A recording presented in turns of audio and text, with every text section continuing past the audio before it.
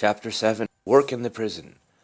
Then I will tell to my sinners round what a dear Saviour I have found. I'll point to thy redeeming blood and say, Behold the way to God. Jack Dare was the first man I began to pray for. There was a revolt in the prison about that time, and he was one of the leaders. This revolt occurred some time before my conversion, but I had no hand in it. Jack was in the workshop with me and was quite a favorite. The convicts often paired off in friendships, and he and I went together. If either of us had any little luxury, we shared it with the other, as children would do. And when I got salvation, I wanted to share that with him. I approached him on several occasions with the subject, but he repulsed me with sneers. He seemed to think I was playing a bold game to get out of prison, but he learned at last that I was in earnest. He found me several times weeping and poring over my Bible. Once he lifted his hand to strike me and even spit at me.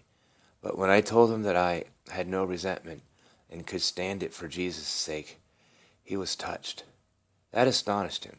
I said nothing more for a week, and he seemed to be getting worse all the time, but I felt sure the Spirit of God was striving with him. I kept on praying with strong crying tears, and I knew God would save him.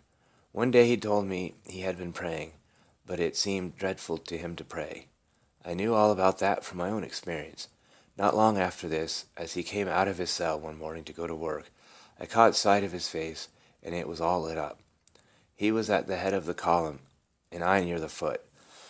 He just glanced at me with a smile, and gave an upward turn of his eye to heaven, and then I knew it was all right with him. I could scarcely keep from shouting. The first one he told the good news to was the keeper. "Jack," said he, "I'm glad you've got religion." It was not that he cared for religion, but he was afraid of Jack. He was such a desperate character, and now he knew he would have no more trouble with him.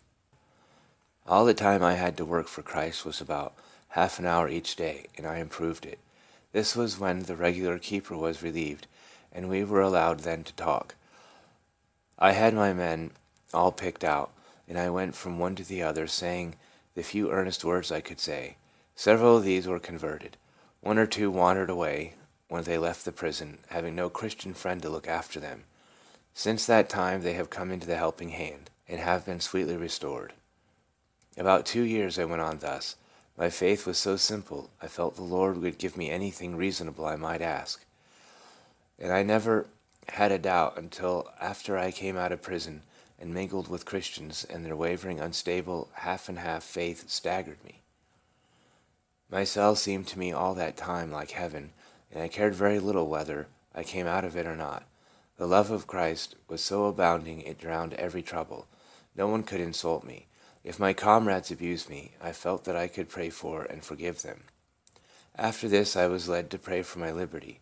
At first I felt that the desire to be set free was of the devil, but I asked the Lord about it, and he gave me the reassurance that my desire should be granted. And it was. I received a pardon from the governor after having served about half my time, 7 years and 6 months. End of chapter 7.